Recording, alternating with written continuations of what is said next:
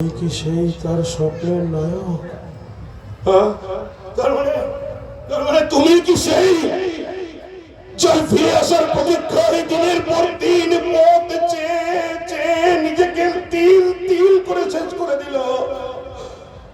তুমি কি সেই মহাপুরুষ?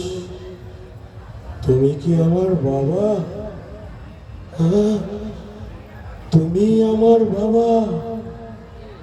আমার বাবা, পিতা স্বর্গ, পিতা ধর্ম, পিতা হি পরমতপ, পিতরি পৃথিবী বন্যে প্রিয়ন্তে সর্বদেবতা। বাবা,